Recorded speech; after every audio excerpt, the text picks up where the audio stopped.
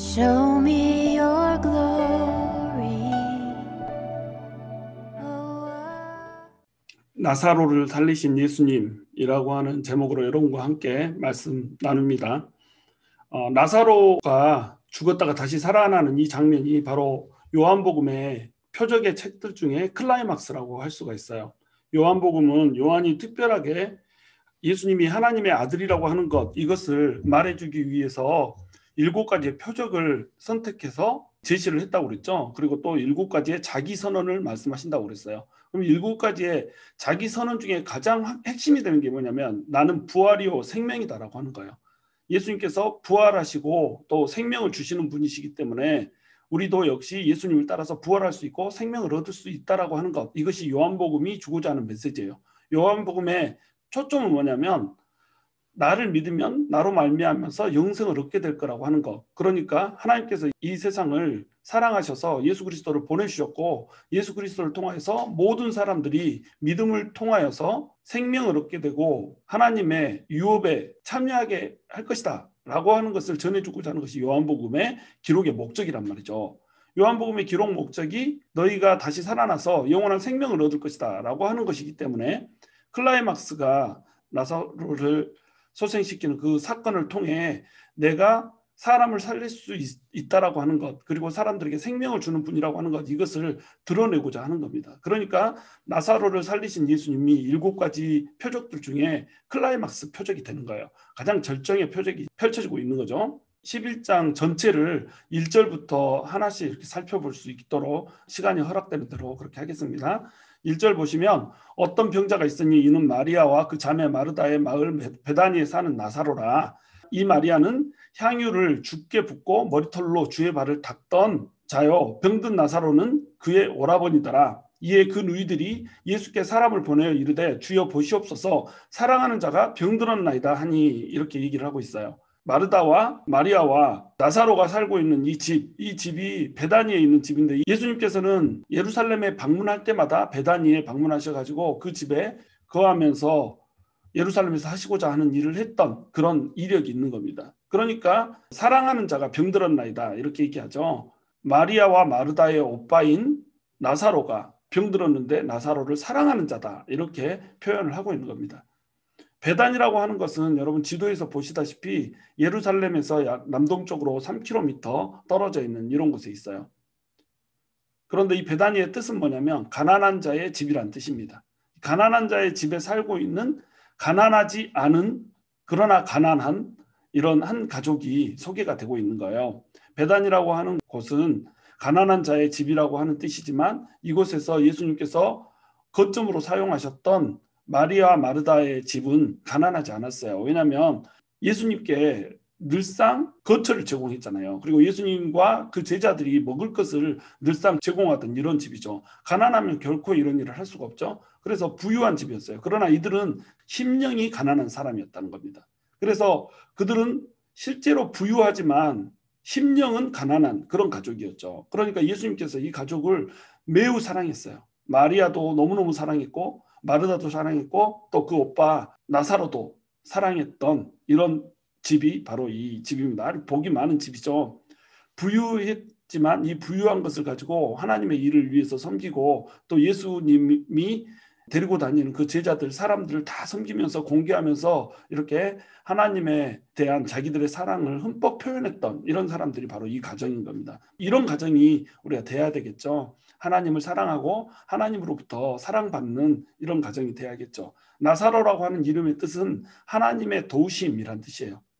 이 나사로라고 하는 이름은 부자와 나사로 얘기에서도 등장을 하잖아요. 부자와 나사로 이야기는 이제 예수님께서 천국이 존재하고 지옥이 존재한다라고 하는 것을 나타내 주기 위해서 비유로 이제 설명해 주는데 비유로 설명하실 때에 거지의 이름을 나사로라고 사용을 하신단 말이죠. 부자에게는 이름이 없는데 거지에게는 나사로라고 하는 이름이 있는 겁니다. 왜냐하면 나사로라고 하는 이름 뜻이 하나님의 도우심이라고 하는 뜻이기 때문에 그래요. 하나님의 도우심을 얻은 자만 구원에 이를 수 있다라고 하는 것을 보여주기 위한 것이었죠. 동시에 나사로라고 하는 이름에 대한 예수님의 어떤 사랑 이런 것을 우리가 볼 수가 있죠. 나사로는 사랑받는 자였죠. 그리고 이 마르다라고 하는 이름의 뜻은 여주인이라는 뜻이에요. 여자 주인이 돼가지고 예수님이 올 때마다 항상 예수님을 음식으로 섬겼고 쉴 틈 없이 예수님을 섬기느라 예수님 발치에 앉아있는 마리아를 보고 마리아도 좀 나와서 나를 돕게 하소서 할 정도로 이렇게 헌신의 아이콘이죠. 열심히 섬기는 그러한 사람, 항상 여주인으로서 사람들을 섬기기에 바쁘고 공개했던 할 줄 알았던 그런 사람이 바로 마르다인 겁니다. 또 마리아는 이제 영성의 아이콘이죠. 마리아는 고귀한 자라고 하는 뜻이에요. 그래서 예수님 발치에 앉아서 늘상 예수님의 말씀을 듣기를 즐거워했고 예수님과 같이 교제하는 것을 최고의 가치로 알았던 사람이 바로 마리아인 겁니다. 이 마리아가 어떻게 소개되고 있냐면 향유를 주께 부어 머리털로 주의 발을 닦던 자로 표현이 되고 있죠. 마리아는 자기가 가장 아끼는 것 향유 옥합을 깨서 그 머리털로 예수님의 발을 닦았어요. 머리털로 발을 닦으려면 머리를 완벽하게 숙여야 되는 겁니다. 주님을 정말로 주님으로 모실 줄 알았고 자기의 가장 귀한 것을 드릴 줄 알았던 그런 사람이 바로 마리아죠. 항상 예수님의 발치에서 예수님의 말씀을 듣고 영적인 그 사모함이 깊었던 이런 여인이 바로 마리아죠. 그런데 마리아가 향유를 깼던 그 사건을 예수님께서는 장례를 위하여서 기름 부음을 준 사건으로 기록을 하고 있다는 겁니다. 그러니까 마리아가 옥합을 깼던 이 사건을 모든 사람들이 기억할 수 있게 이렇게 해주는 거죠. 사실은 이 마리아가 향유를 붓는 이 장면은 나사로가 죽고 난 후에 일어난 일이에요. 12장에 다시 요한복음 12장에 다시 등장을 하는 얘기죠. 그런데 이미 사람들이 유명하게 다 알고 있어요. 이 이야기를. 워낙 유명한 이야기니까. 그래서 마리아의 기념할 만한 이것들을 통해서 오빠 나사로를 지금 소개하고 있는 겁니다. 3절에 보시면 이에 누이들이 예수님께 사람을 보내서 이르되 주여 보시옵소서 사랑하시는 자가 병들었나이다 이렇게 얘기를 하고 있죠. 예수님께 사람을 보내서 급히 찾고 있는 거예요. 나사로가 죽게 생긴 거죠. 병들어서 죽게 생긴 거예요. 이 나사로는 예수님의 사랑을 받는 자였단 말이죠. 근데 사랑을 받는 자도 예수님께서 사랑하시는 자도 병들어서 죽게 생겼다. 지금 이 얘기를 기록하고 있는 겁니다. 하나님의 사랑을 받아도 인간에게는 죽음이라고 하는 거 그리고 죽음의 그림자라고 하는 것은 밀려올 수밖에 없다는 거예요. 피할 수가 없다는 겁니다. 그것이 인간의 숙명이라고 하는 거예요. 4절에 보시면 예수께서 들으시고 이르시되 이 병은 죽을 병이 아니라 하나님의 영광을 위하며 하나님의 아들이 이로 말미암아 영광을 받게 하려 함이라 하시더라. 예수께서 본래 마르다와 그 동생과 나사로를 사랑하시더니 이렇게 기록하고 있죠. 이 질병이 하나님과 아들의 영광을 위한 병이라는 거예요. 죽을 병이고 실제로 죽었어요. 나사로는. 그런데 예수님께서는 이 병에 대해서 하나님의 영광을 위한 질병이라고 이렇게 얘기를 한다는 겁니다. 이 말씀은 9장 3절에서 날 때부터 맹인된 사람에게도 이 말씀을 하시죠. 이 날 때부터 맹인된 자를 보고 제자들이 이 사람이 맹인된 것이 자기의 죄입니까? 부모의 죄입니까? 이렇게 물어볼 때 그 누구의 죄도 아니고 하나님의 영광을 위한 것이다. 이렇게 얘기하잖아요. 그때 제가 한번 이미 설명드렸듯이 날 때부터 맹인된 이 사람의 질병이 하나님의 영광을 위한 것이다 라고 하는 말이 영광을 위해서 눈을 일부러 멀게 했다라는 말이 아니라고 그랬어요. 눈이 머는 사건, 이런 사건은 인간에게 있어서 숙명이라는 겁니다. 인간이 언제든지 눈이 멀 수 있고 죽음이 임할 수 있고 질병이 임할 수 있다라고 하는 것, 이것이 인간의 숙명인 거예요. 그런데 하나님께서는 이 인간의 숙명적인 것들, 생로병사라고 하는 것들을 통하여서 하나님께서 그 안에 개입함으로써 하나님의 영광을 나타내시는 분이라 이 설명을 드렸어요. 여기서도 마찬가지 맥락으로 이제 이해를 해야 되는 겁니다. 하나님께서는 하나님의 영광에만 관심이 있는 분이 아니라는 거예요. 하나님께서는 우리 사람을 사랑하는 분이라는 겁니다. 그래서 5절에 요한이 의도적으로 이 얘기를 집어넣는 거예요. 예수께서 본래 마르다와 그 동생과 나사로를 사랑하시더니 하나님의 영광을 위해서 일부러 질병을 줘놓고 제비다리 똑 분질러 놓고 제비다리 고쳐주는 그 놀부처럼 그렇게 하시는 분이 아니고 예수께서 본래 마르다와 그 동생과 나사로를 사랑하셨다는 것을 기록을 해놓고 있는 거예요. 그러나 사랑하는 자에게도 병들고 죽음의 순간을 맞이해야 되는 그런 고통이 아픔이 있다는 거죠. 그때 하나님께서는 사랑하시는 자를 통하여서 그 사랑하시는 자를 영광의 통로로 하나님의 영광을 드러내는 그런 통로로 사용을 해버리신다는 겁니다. 그러므로 지금 이 질병은 죽을 병이에요. 그리고 실제로 죽었어요. 그러나 죽어도 살아날 것이라고 하는 것. 이것을 지금 예수님께서는 말씀을 해주고 있는 겁니다. 여러분, 그러므로 우리가 병들고 아픈 상황, 죽어버린 것 같은 이런 상황 가운데 있을 때 우리가 지켜야 되는 건 뭐냐면 우리가 하나님을 사랑하는 자냐는 말이에요. 우리가 하나님으로부터 사랑을 받는 자인가 하는 거예요. 우리가 예수님의 사랑을 받는 자라고 한다면 우리는 그 죽음에서 살아날 수 있단 말이에요. 죽음과 같은 상황 가운데서 살아날 수 있다라고 하는 겁니다. 나사로를 통해서 예수님께서 보여주고자 하는 게 이거예요. 사랑받는 자도 아플 수 있지만 그 아픈 것, 사랑받는 자도 죽을 수 있지만 그 죽은 것, 그것을 예수님은 부활이요 생명이니 다시 회복시키고 살려줄 수 있는 능력을 얼마든지 가지고 있는 분이다라고 하는 것을 지금 얘기해주고 있는 겁니다. 6절에 보시면 나사로가 병들었다 함을 들으시고 그 계시던 곳에 이틀을 더 유하시고 이렇게 얘기하고 있죠. 아니, 나사로가 사랑하는 자라면서요. 사랑하는 자가 아프다면서요. 사랑하는 자가 아프면 바로 가야 될 거 아니에요. 근데 이틀을 더 유하시고 가더라는 겁니다. 이틀을 더 유하시고 간 이유는 뭐냐면 유대인들은 사람이 죽으면 사람이 죽고 나서 3일이 지나야지 완벽히 이 사람이 죽었다라고 생각을 했던 거예요. 그 전에 이 사람이 살아나면 하나님한테 가려고 하던 영혼이 다시 돌아왔다. 이렇게 이제 판단을 했던 겁니다. 완전히 죽은 것이 아니라고 판단을 했던 거예요. 그러니까 예수님께서는 완벽히 죽을 때까지 기다리고 있던 거예요. 완벽한 죽음을 기다렸던 겁니다. 지금 지도에 보시듯이 예수님은 어디에 가 계시냐면 벳아바라라고 하는 곳에 가 계시거든요. 예루살렘에서 수전절의 설교를 통하여서 나와 아버지는 하나다라고 하는 것을 말씀을 하신 겁니다. 요한복음 10장 31절과 39절에 보면 예수님께서는 예수님과 자신을 하나다라고 얘기를 하고 있어요. 예수님 자신이 곧 하나님이라고 얘기하는 거죠. 예수님께서는 내가 모든 것을 할 수 있다라고 하는 얘기를 해줬는데 유대인들은 이 말을 신성모독으로 여겼던 겁니다. 네가 사람으로서 어떻게 하나님이라고 주장하느냐 이렇게 하면서 돌로 쳐서 죽이려고 했던 거예요. 잡아 죽이려고 했던 겁니다. 그러니까 예수님께서 예루살렘으로부터 몸을 피해서 벳아바라로 지금 가 계신 거예요.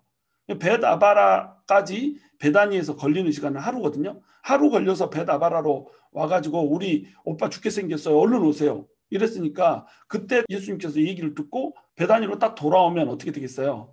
지금 죽을 병에 걸린 지 이틀이 지나는 겁니다. 그러니까 예수님이 와서 죽기 전에 살려주시면 되는 거예요. 죽었다고 하더라도 아직 3일이 지나지 않았기 때문에 영혼을 다시 불려서 살려줄 수 있다라고 이렇게 생각을 한 거예요. 그래서 급히 사람을 보낸 거죠. 그런데 예수님께서 일부러 이틀을 더 유예버리시거든요. 이틀을 더 유예버리면 어떻게 돼요? 올 때 하루, 갈 때 하루, 더하기 이틀이니까 4일이 돼버리잖아요.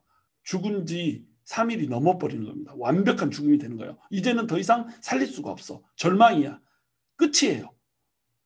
이 끝이 되기를 기다렸던 거예요. 왜냐하면 예수님께서는 인간의 절망, 인간의 끝, 이것이 바로 예수님의 시작이고 하나님의 시작이라는 것, 이것을 알려주고 싶으셨거든요.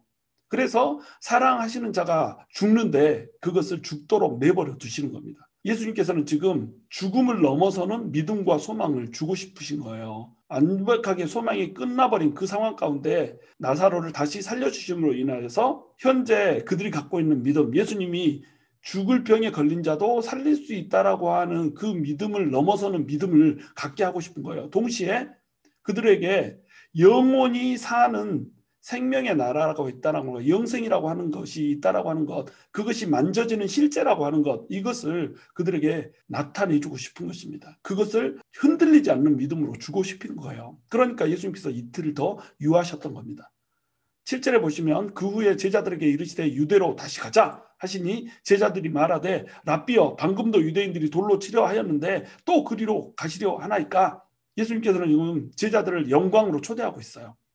내가 죽은 자를 살리는 그 영광 가운데로 너네를 초대한다. 그리고 너네에게도 죽음을 넘어서는 그 믿음과 소망에 대해서 내가 가르쳐주고 그 믿음을 너에게 허락해 줄 것이다 라고 하는 그 영광의 자리로 초대를 하고 있는 거죠.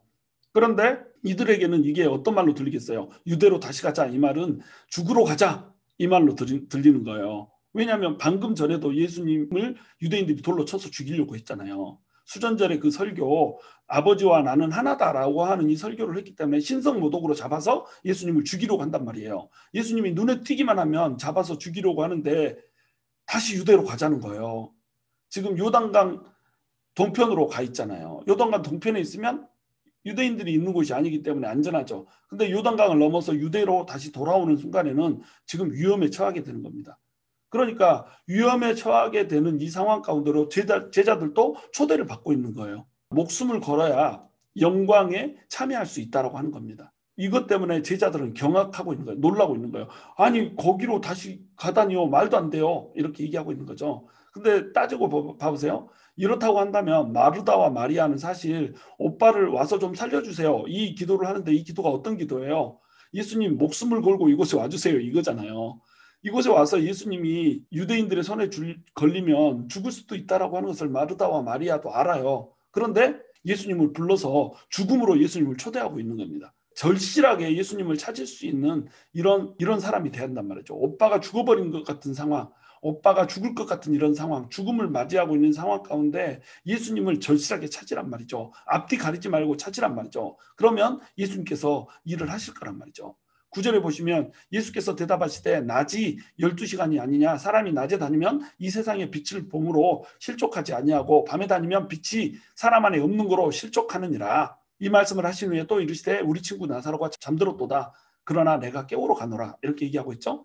빛이 있을 동안 일해야 된다는 거예요. 이 세상에 빛이 있을 동안 12시간이 빛이니까 12시간 동안 너네가 일하라 이거죠. 낮과 밤이 12시간 12시간 딱 나눠져 있죠.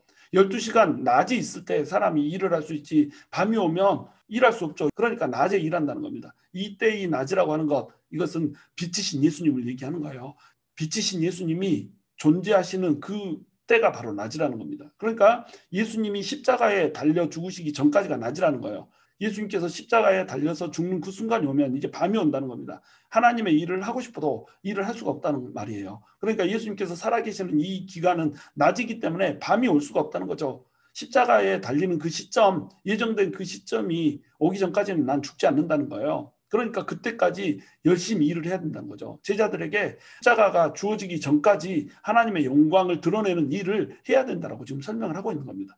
이것은 은유적으로 지금 우리가 어떻게 살아야 되는가를 얘기하고 있는 거예요. 낮 동안, 정해진 시간 동안 우리는 하나님의 일을 해야 된다는 겁니다. 우리는 반드시 밤을 맞게 돼 있어요. 이 세상에 빛이 끝나는 우리의 죽음이라고 하는 것을 맞이하게 돼 있어요. 그 죽음이 오기 전에 우리는 하나님의 일을 해야 되는 거예요. 하나님의 영광을 나타내는 그 일을 해야 된다는 거죠. 제자들이 일할 수 없는 때가 오므로 일할 수 있을 때 일해라. 지금 이 얘기를 하고 있단 말이죠. 모든 사람에게는 정해진 때가 있습니다. 예수님에게 십자가에 달려서 죽으셔야 했던 그 때가 있는 것처럼 모든 인간들에게도 죽음의 때가 있다는 거예요. 그러니까 낮 동안에 일을 하라는 거예요. 곧 밤이 온다는 거예요. 그 밤이 언제 올지 모른다는 거예요. 죽음이 곧 온다는 거예요. 그 죽음이 언제 올지 모른다는 거예요. 우리 생명이 얼마 남지 않았다는 거예요. 그러므로 생명이 있을 때에 하나님의 영광을 드러내는 일을 하라는 겁니다. 11절에서는 우리 친구 나사로가 잠들었도다 이렇게 얘기를 하고 있죠. 우리 친구라고 얘기하고 나서 그러나 내가 깨우러 가노라 이렇게 얘기하죠. 우리가 깨우러 가는 것이 아니라 내가 깨우러 간다라고 얘기를 합니다. 나사로는 우리의 친구란 말이에요. 제자들의 친구기도 했어요. 제자들에게 먹을 것을 주고 막 이랬죠. 그러나 깨우러 가는 건 누구예요? 예수님이라는 겁니다. 예수님만이 부활이요 생명이라는 거예요. 그러니까 예수님께서 깨우러 간다는 거죠. 이때 잠들었도다 하는 이 잠들었단 말은 진짜로 잔단 말이 아니고 죽었다는 말이에요. 예수님께서는 지금 알고 계신 겁니다. 나사로가 죽었다는 거 알고 계시는 거예요. 그러나 예수님께서는 나사로가 죽기를 애초에 기다리고 계셨던 거예요. 나흘 만에 죽었다가 살리는 이 일을 통해서 예수님이 곧 부활이요 생명이라고 하는 것을 보여주고자 하는 거죠. 그래서 내가 깨우러 가노라 이렇게 말씀을 하셨던 겁니다. 12절에 보시면 제자들이 이르되 주여 잠들었으면 낫겠나이다 하더라. 예수는 그의 죽음을 가리켜 말씀하신 것이나 그들은 잠들어 쉬는 것을 가리켜 말씀하신 인 줄 생각하는지라. 이에 예수께서 밝히 이르시되 나사로가 죽었느니라. 내가 거기 있지 아니한 것을 너희를 위하여 기뻐하노니 이는 너희로 믿게 하려 함이라. 그러나 그에게로 가자 하시니 디두모라고 하는 도마가 다른 제자들에게 말하되 우리도 주와 함께 죽으러 가자 하니라. 아멘. 제자들은 예수님이 나사로가 잠들었다고 하니까 진짜로 잠들었다고 얘기하는 줄 알고 있었어요. 그러나 예수님은 그의 죽음을 가리켜서 말씀한 것이라고 얘기해요. 예수님은 나사로가 죽었다는 것을 확실히 알아요. 그래서 14절에 나사로가 죽었느니라 담담하게 이렇게 예수님께서 말씀을 하고 계신 거예요. 그런데 나사로가 죽는 그 자리에 자신이 없었던 것을 너희로 인하여서 기뻐한다라고 얘기를 한단 말이죠. 왜냐하면 너희로 믿게 하려 하기 위한 것이기 때문에 그렇다는 거예요. 죽었던 나사로가 소생하게 함으로써 하나님의 영광, 예수님의 영광을 동시에 나타내 보여줄 수 있기 때문에 그래요. 영광을 제자들에게 보여주고 싶은 것이죠. 부활과 생명을 제자들에게 주고 싶은 거예요. 죽음을 넘어서는 믿음, 죽음 이후에 있을 소망을 제자들에게 주고 싶은 거죠. 이것을 할 수 있기 때문에 나사로가 죽었다는 슬픔이 예수님께서는 기쁨이 되는 거예요. 그리고 믿게 할 수 있기 때문에 예수님은 나사로의 죽음을 기뻐했다는 겁니다. 근데 제자들은 믿지 못하죠. 그래서 예수님께서 지금 유대에 가면 죽었던 나사로를 살리고 뭐 병을 고치고 이런 문제가 아니라 당장 돌에 맞아서 죽게 생겼는 거예요. 그런데 제자들은 예수님을 너무너무 사랑했어요. 믿지 못하지만 그들에게는 예수님을 사랑하는 진심이 있었단 말이죠. 그러니까 디두모라고 하는 도마가 이렇게 얘기를 하는 겁니다. 우리도 주와 함께 죽으러 가자. 주와 함께 죽자. 그랬더니 제자들이 한 사람도 빠짐없이 전부 동의를 하는 겁니다. 우리 주님 위해서 그래 죽자. 이러고 다 같이 가는 거예요. 예수님 따라서 죽더라도 가는 거예요. 죽고자 할 정도로 예수님을 따르는 그곳에 영광이 있다는 거죠. 죽고자 하는 자가 영광을 보는 겁니다. 예수님을 위해서 나를 던지는 자가 영광을 보는 거예요. 예수님을 위해서 나를 던지지 않는 자는 결코 하나님의 영광을 볼 수가 없는 겁니다. 왜냐하면 그 자리에 서지 않거든요. 죽음의 자리, 거기에 서야지 부활의 자리를 맛볼 거 아니에요. 십자가를 져야지 다시 살아나는 영광을 맛볼 거 아니에요. 근데 십자가를 지기 싫어하거든요. 죽기 싫어하거든요. 고난을 겪기 싫어하거든요. 그러니까 그곳을 피하여서 가다가 영광을 보지도 못하고 고난은 고난대로 당하고 죽음은 죽음대로 맞이하고 이렇게 되더라는 겁니다. 죽고자 하는 자는 살겠고 살고자 하는 자는 죽게 되는 거예요. 17절에 보시면 예수께서 와서 보시니 나사로가 무덤에 있은지 이미 나으리라. 베다니는 예루살렘에서 가깝기가 한 오리쯤 되매 많은 유대인이 마르다와 마리아에게 그 오라버니의 일로 유문하러 왔더니 마르다는 예수께서 오신다는 말을 듣고 곧 나가 맞이하되 마리아는 집에 앉았더라. 마르다가 예수께 여짜오되 주께서 여기 계셨더라면 내 오라버니가 죽지 아니하였겠나이다. 그러나 나는 이제라도 주께서 무엇이든지 하나님께 구하시는 것을 하나님이 주실 줄을 아나이다. 예수님께서 영광과 더 큰 영광을 위한 세팅을 지금 해놓고 계세요. 무슨 얘기냐면 예수님께서는 영광을 위해서 나흘 동안 기다리셨죠. 그런데 나흘째에 나사로를 살리는 이 장면을 목격을 하면 사람들이 어때요? 사람들이 보고 하나님께 영광을 돌린단 말이에요. 예수님이 하나님의 영광을 가진 자로 여겨지면서 예수님께 영광을 돌리죠. 그러나 이 사건을 통하여서 예수님은 종교 지도자들에게 반드시 죽여야 할 자로 등극을 하게 됩니다. 반드시 죽여야 할 자. 왜냐하면 죽은 자도 살린 것, 이것을 보면 사람들이 막 다 믿게 될 거 아니에요. 사람들이 다 믿게 되면 자기들이 가지고 있던 기득권, 부유함, 인기 이런 것들이 전부 다 사라지는 거예요. 그러니까 예수님을 죽여야 하는 겁니다. 그래서 이 사건을 통하여서 예수님이 십자가에 못 박히게 되는 것이 더욱더 또렷하게 명확하게 제시가 되는 거예요. 사람들이 이 사건을 통해서 예수님을 극렬하게 잡아서 죽이고자 하는 그런 음모를 꾸미게 되는 겁니다. 예수님께 영광을 돌리는 사람과 또 예수님을 극도로 미워하면서 죽이려고 하는 사람으로 딱 갈라지게 되는 거예요. 그러나 예수님께서는 십자가를 통하여서 영광의 절정을 맞이하게 될 거예요. 그래서 영광과 더 큰 영광을 위해서 지금 세팅을 해놨다 이렇게 표현하고 있는 거예요. 예수님이 온다는 얘기를 듣고 마르다는 얼른 예수님을 맞이하러 가요. 근데 마리아는 일어나서 가지 않고 집에 앉아 있어요. 그냥 삐진 거죠. 예수님한테. 아니 우리 오빠가 죽는다는데 왜 빨리 안 와? 왜 이틀이나 거기서 더 묵고 있다가 늦게 와가지고 우리 오빠가 죽게 만들어? 정말 예수님 속상해. 삐졌어. 이렇게 한 거죠. 참 귀엽죠. 역시 마르다는 이게 언니예요. 언니고 항상 여주인이라는 이름의 뜻을 가졌다고 그랬잖아요. 항상 성숙하고 헌신되게 섬기는 이런 사람이죠. 근데 마리아는 예수님께 찰싹 붙어 있고 뭐 또 영적인 막 이런 사람이지만 예수님하고 친밀하기 때문에 또 예수님한테 삐질 때는 삐지는 막 이런 사람. 우리 보면은 예수님한테 막 이렇게 삐지고 띵깡 부리고 막 이런 사람들 있잖아요. 신기하게 또 예수님께서 하나님께서 이런 사람 또 많이 사랑하시고 막 부어주시는 것을 우리가 볼 수가 있어요. 왜냐하면 그게 친밀함의 특징이거든요. 친밀하니까 삐지죠. 우리가 뭐 지나가는 남자한테 삐지지 않잖아요. 애인한테 삐지지. 여자들이 막 아무 남자한테 삐지고 이러지 않잖아요. 자기 애인이 해줄 걸 안 해주니까 발렌타인데이인데 초콜릿 안 주니까 결혼기념일 까먹으니까 삐지잖아요. 다른 남자가 뭐 결혼기념일 안 챙기는 거 이건 뭔 상관이에요. 그러나 자기 남자가 이렇게 하면 삐진단 말이죠. 그만큼 마리아는 지금 예수님과 친밀했던 거예요. 그 친밀했던 예수님이 지금 순간적으로 날 배신했네. 오빠가 죽게 생겼는데 안 왔네. 그러니까 삐진 거죠. 일어나서 가지도 않는 거예요. 우리가 예수님 앞에 이렇게 삐져버릴 때가 있다는 거죠. 하나님한테도 속상하고 하나님이 내 기도의 제목을 안 들어주고 내 부탁에 응답을 하지 않기 때문에 우리가 하나님한테 삐져 있을 때가 있다라는 거죠. 그런데 예수님의 본심, 하나님의 본심은 그게 아니에요. 하나님께는 다 이유가 있고 하나님께는 다 계획이 있다는 거죠. 마리아는 지금 이것을 아직 모르고 있는 상태라는 겁니다. 마르다가 예수님께 와서 예수님께 질문을 해요. 주께서 여기 계셨더라면 내 오라버니가 죽지 아니하였겠나이다. 자매의 공통된 질문이에요. 주께서 여기 계셨다면 죽지 않았을 텐데 주님께서 안 왔으니까 지금 죽어버렸군요. 이게 예수님에 대한 믿음과 슬픔의 표현이에요.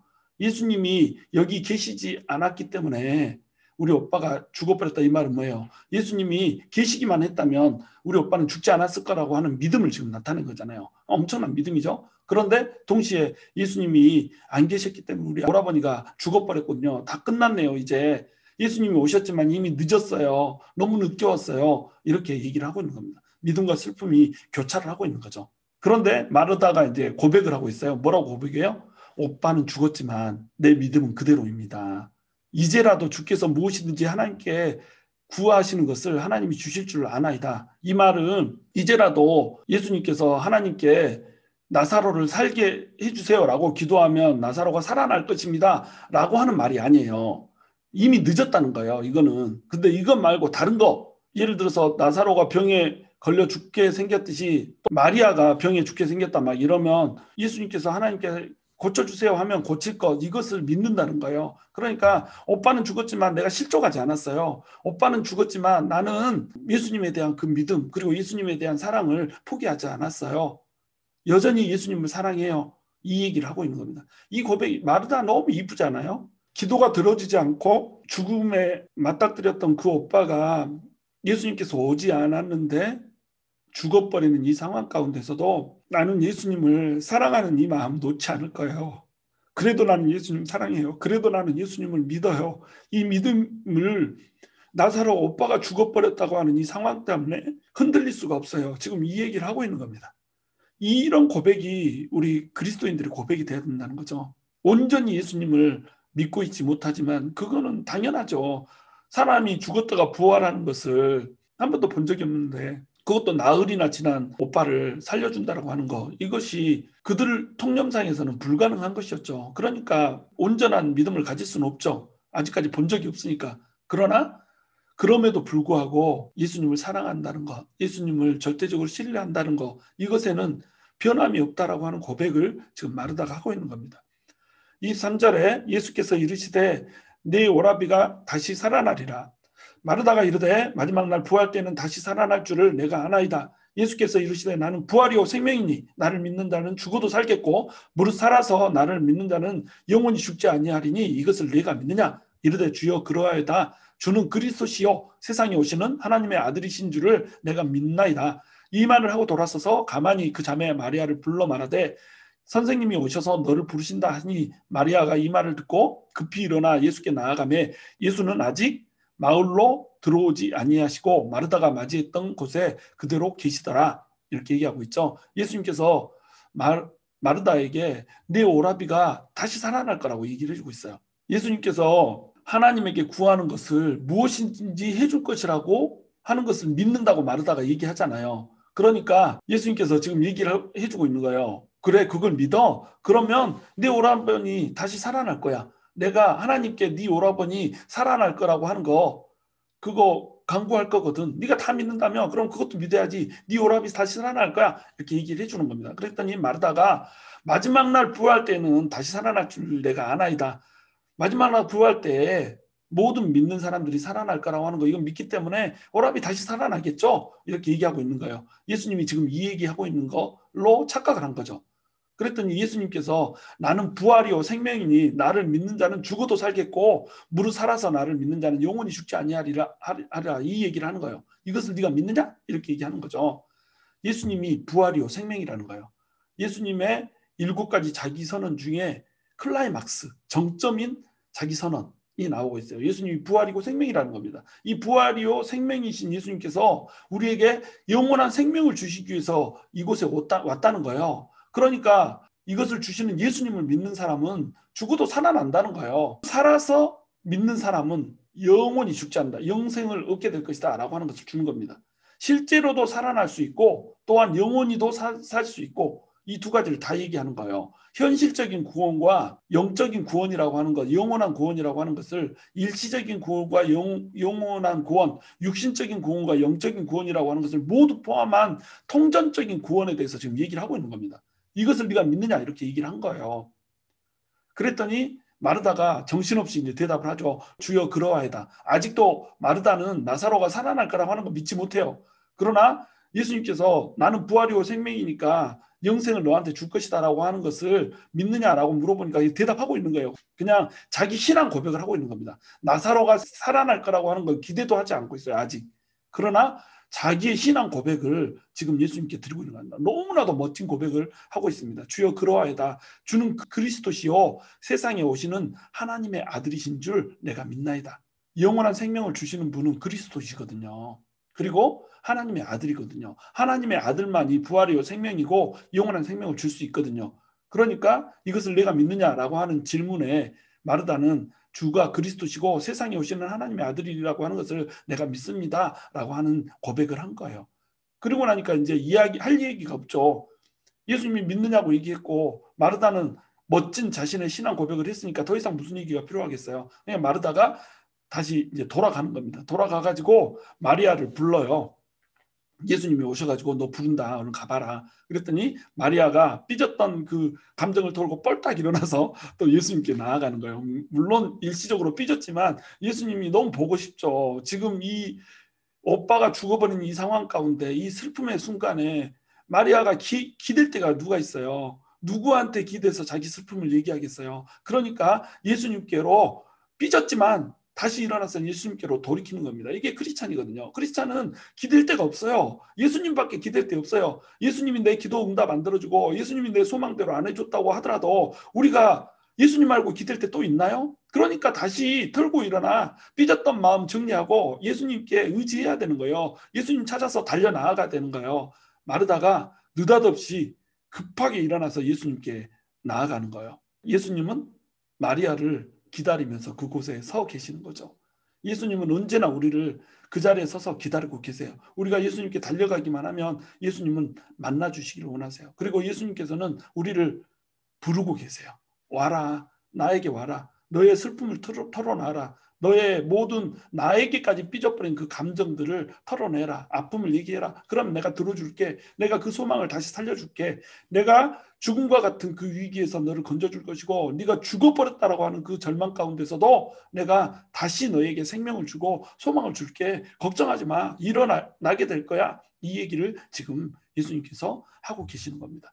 31절에 보시면 마리아와 함께 집에 있어 위로하던 유대인들은 그가 급히 일어나 나가는 것을 보고 곡하러 무덤에 가는 줄로 생각하고 따라가더니 마리아가 예수 계신 곳에 가서 배웠고 그 발 앞에 엎드려 이르되 주께서 여기 계셨더라면 내 오라버니가 죽지 아니하였겠나이다 하더라. 예수께서 그가 우는 것과 또 함께 온 유대인들이 우는 것을 보시고 심령에 비통히 여기시고 불쌍히 여기사 이르시되 그를 어디 두었느냐 이르되 주여 와서 보옵소서 하니 예수께서 눈물을 흘리시더라. 이에 유대인들이 말하되 보라 그를 얼마나 사랑하였었는가 하며 그중 어떤 이는 말하되 맹인의 눈을 뜨게 한 이 사람이 그 사람은 죽지 않게 할 수 없었더냐 하더라. 마리아가 황급하게 일어나서 예수님이 부른다는 소리를 듣고 달려갔어요. 사람들이 같이 따라가요. 아, 곡하러 가는구나. 곡하러 가면 마리아 혼자 곡하게 내버려 둘 수 없거든요. 같이 가서 곡을 해야 되거든요. 그곳에 위로하러 왔던 유대인들이 마리아를 따라서 예수님한테 전부 가고 있는 겁니다. 마리아가 예수님을 배웠고 똑같이 얘기하고 있죠. 주가 여기 계셨으면 오라버니가 죽지 아니하셨을 텐데 마르다와 똑같은 얘기를 하고 있는 거죠. 그러면서 이제 통곡을 하는 거예요. 예수님 앞에 우리 오빠가 죽어버렸어요. 예수님께서 오지 않으셨기 때문에 죽어버렸어요. 우리 오빠 어떻게 해요? 막 하면서 이제 울고 있는 겁니다. 돌이킬 수 없는 죽음의 상황 가운데서 지금 낙심하여서 울고 있는 거죠. 그리고 따라온 사람들도 마리아가 우니까 같이 이제 우는 거예요. 그랬더니 예수님께서 심령에 비통히 여기시고 불쌍히 여기사 같이 우세요.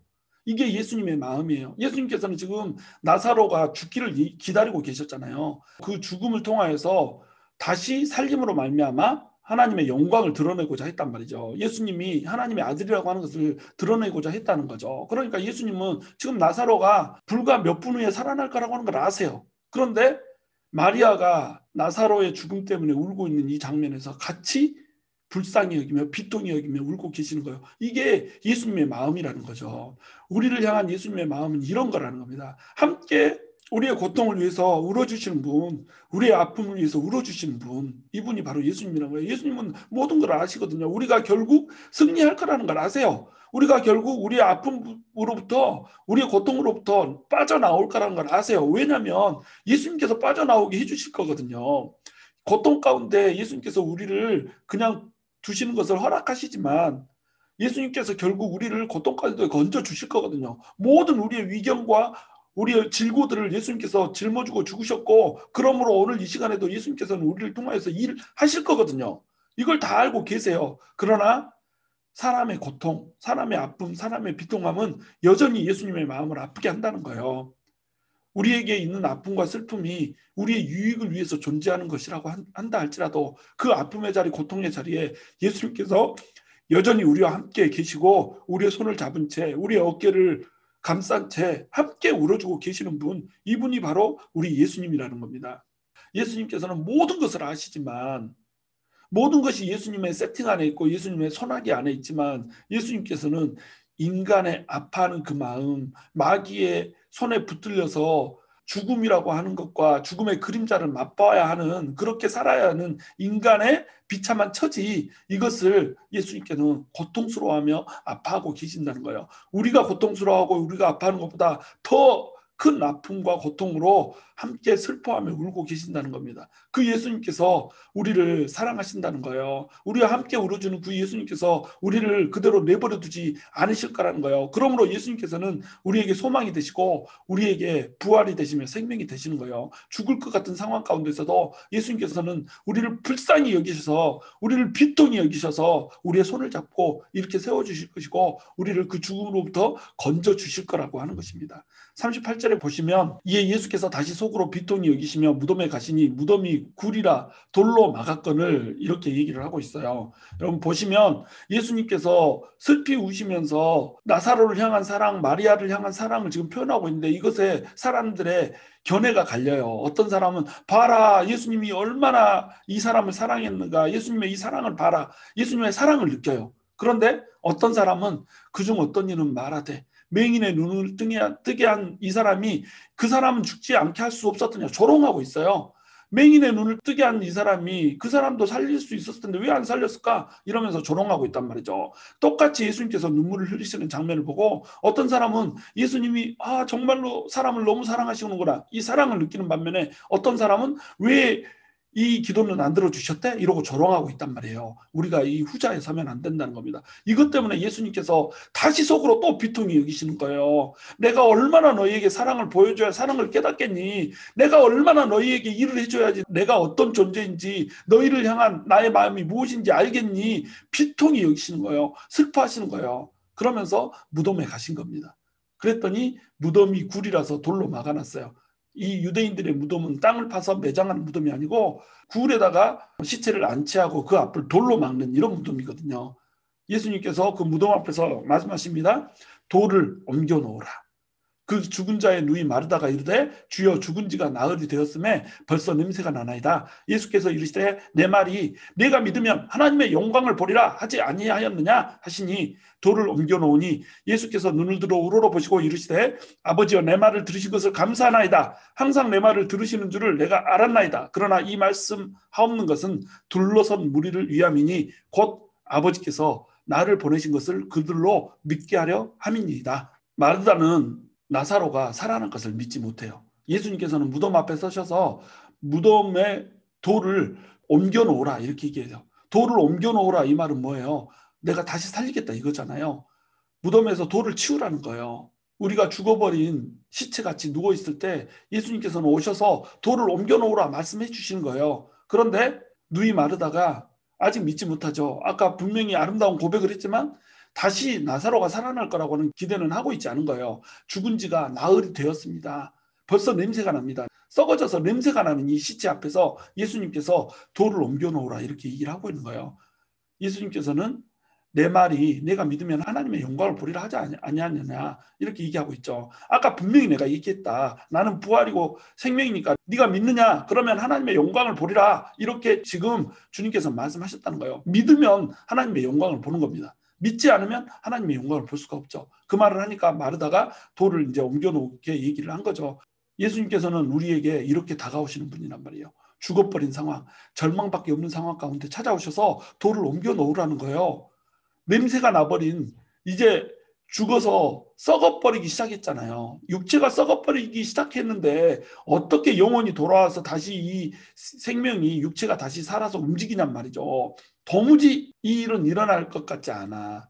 불가능해. 이제 끝났어. 이제 낭만뿐이야. 그런데 예수님은 말씀하세요. 냄새가 나나이다. 이것은 우리의 말이지만 예수님께서는 돌을 옮겨 놓으라 이렇게 얘기한단 말이죠. 우리는 늘상 예수님한테 이렇게 얘기한단 말이죠. 냄새가 나나이다. 이제 끝났습니다. 냄새 났으니까 이제 썩었습니다. 썩었으니까 이제 끝났습니다. 라고 얘기한단 말이죠. 그런데 그 앞에서 예수님은 뭐라고 말씀하세요? 돌을 옮겨 놓으라. 내가 믿으면 하나님의 영광을 보리라. 믿으면 하나님의 영광을 보는 겁니다. 주님께서는 지금 우리 앞에 오셔서 동일한 말씀하세요. 돌을 옮겨 놓으라. 믿습니까? 믿으면 하나님의 영광 보는 거예요. 믿지 않으면 썩어서 냄새나는 그 시체는 더욱더 썩게 되는 거예요. 예수님께서 지금 하나님께 기도를 합니다. 기도를 하시면서 뭐라고 말씀하시냐면 오직 둘러선 무리들을 위해서 믿게 하기 위해서 그랬다는 거예요. 하나님께서 예수님을 보내주신 분이라고 하는 것, 이것을 믿게 하기 위해서. 그래서 예수님을 통하여서 전부 부활과 생명으로 오게 하기 위한 것, 이것이 바로 예수님께서 지금 이 장면을 연출하고 있는 이유라는 거예요. 나사로를 죽게 내버려 뒀다가 다시 죽음으로부터 불러내고자 하는 이유, 이것은 예수님을 믿고 영원한 생명 가운데로 나오게 하고자 하는 거예요. 이게 요한복음 전체의 목적이잖아요. 이 전체의 목적을 압축해서 지금 기록해 놓고 있는 겁니다. 그러니까 나사로의 부활 사건, 나사로의 소상 사건, 이 사건은 요한복음 전체의 축약판이라고 생각을 하면 되는 거죠. 이 말씀을 하시고 큰 소리로 나사로야 나오라 부르시니 죽은 자가 수족을 배로 동인체로 나오는데 그 얼굴을 수건에 쌓였더라. 예수께서 이르시되 풀어놓아 다니게 하라 하시니라. 마리아에게 와서 예수께서 하신 일을 본 많은 유대인들이 그를 믿었으나 그 중에 어떤 자는 바리새인들에게 가서 예수께서 하신 일을 알리니라. 이에 대제사장들과 바리새인들이 공회를 모으고 이르되 이 사람이 많은 표적을 행하니 우리가 어떻게 하겠느냐. 그를 이대로 두면 모든 사람이 그를 믿을 것이요 그리고 로마인들이 와서 우리 땅과 민족을 빼앗아 가리라 하니 그 중에 한 사람 그의 대제사장인 가야바가 그들에게 말하되 너희가 아무것도 알지 못하는도다. 예수님께서 말씀하세요. 무덤 앞에 서서 말씀하십니다. 큰 소리로 외치세요. 나사로야 나오라. 그랬더니 죽은 자가 수족을 배로 동인채로 미라처럼 동여면체로 지금 그대로 나오고 있는 거예요. 그 얼굴은 수건에 쌓인 채로 수건 덮고 수족을 배로 동인채로 나오는 거예요. 그랬더니 예수님께서 이르시되 풀어놓아 다니게 하라 이렇게 말씀하십니다. 예수님께서 오늘날 우리에게도 동일하게 말씀하세요. 죽어버린 우리에게 오셔서 얘기하십니다. 나사로야 나오라. 글로리교회 성도들이야 나오라. 나오라고 말씀하세요. 나오라고 하니까 죽은 자가 수족을 맨 채로 나와요. 그러니까 풀어놓아 다니게 하라 말씀하세요. 풀어놓아 다니게 하라. 너희가 너희에게 자유를 주겠다는 거예요. 이제 마음껏 돌아다니면서 예수님의 증인으로 살 수 있게, 예수님께서 죽은 가운데서 나를 살려준 자로 살 수 있게 해주겠다는 거예요. 이것이 예수님의 우리를 향한 메시지예요. 죽어버린 것 같은 너희 상황 가운데서 내가 다시 살리게 할 것이고 다시 살게 하여서 묶여있었던 눌려있었던 너희의 모든 상태를 자유롭게 해주겠다는 거예요. 그러면 자유로운 너네 손과 발을 가지고 너네는 돌아다니면서 내가 부활이요 생명이라고 하는 것을 얘기하는 그 증인으로 서라는 거죠. 굳이 말할 필요 없다는 거예요. 너네가 돌아다니고 있는 그 상황만 가지고도 예수님이 부활이고 생명이라고 하는 것을 드러내게 될 거라는 거예요. 왜? 죽어버린 것 같은 상황 가운데서 우리가 살아났잖아요. 일어날 수 없는 그 절망 가운데서 우리가 일어나 버렸다는 거예요. 그러니까 풀어놓아 다니게 하여서 자유롭게 다니고 있는 우리만 봐도, 그냥 그 모습만 봐도 사람들이 예수님을 믿게 될 거라는 거죠. 바로 예수님께서는 그러한 은혜를 나사로에게 지금 부어주고 있는 겁니다. 그랬더니 이것들 본 많은 사람들이 예수님을 믿었어요. 기적 앞에서 부활이고 생명이신 예수님을 믿는 사람들이 있었어요. 그러나 그 중에 어떤 사람들은 바리새인들에게 가서 이 예수님이 하신 일을 꼬발라버려요. 동일한 역사를 봐도 사람이 다 이렇게 갈리는 겁니다. 그랬더니 대제사장과 바리새인들이 공회를 모았어요. 자, 나사로가 살아나는 거, 죽음에서 살아나는 사람을 봐버리면 여러분 어떤 반응을 해야 돼요? 당연히 믿음의 반응을 해야 될 거 아니에요. 아, 죽어서 나흘 돼서 시체가 썩어가는데 살려버렸어? 그럼 예수님은 부활이고 생명 맞네. 하나님의 아들 맞네. 이렇게 해야 될 거 아니에요. 근데 이들이 공회를 모으고 많은 표적을 행해서 사람들이 다 그들을 믿게 되니까 이제 이 사람을 죽여야겠다는 거예요. 로마인들이 와서 우리 땅과 우리 민족을 빼앗아 갈 거라는 것을 걱정을 하고 있는 거예요. 이미 로마인들이 와서 땅과 민족 빼앗아 갖고 있잖아요. 이미 로마인들이 장악하고 있잖아요. 로마에 이미 식민지잖아요. 근데 뭘 또 빼앗겨요. 근데 쓸데없는 걱정하고 있는 거예요. 예수님 믿으면 예수님이 부활이요 생명이기 때문에 로마의 땅과 민족을 빼앗겨서 죽어버린 이 상황 가운데서 주님께서 부활과 생명 주실 거 아니에요. 근데 이것을 믿지 못하고 예수님을 잡아서 죽이고자 하는 겁니다. 그랬더니 가야바라고 하는 대제사장이 나타나서 지금 이 얘기를 하고 있어요. 한 사람이 백성을 위하여 죽어서 온 민족이 망하지 않게 되는 것이 너희에게 유익한 줄을 생각하지 아니하는도다 하였으니 이 말은 스스로 함이 아니요 그 해의 대제사장이므로 예수께서 그 민족을 위하시고 또 그 민족만 위할 뿐만 아니라 흩어진 하나님의 자녀를 모아 하나가 되게 하기 위하여 죽으실 것을 미리 말함이라라.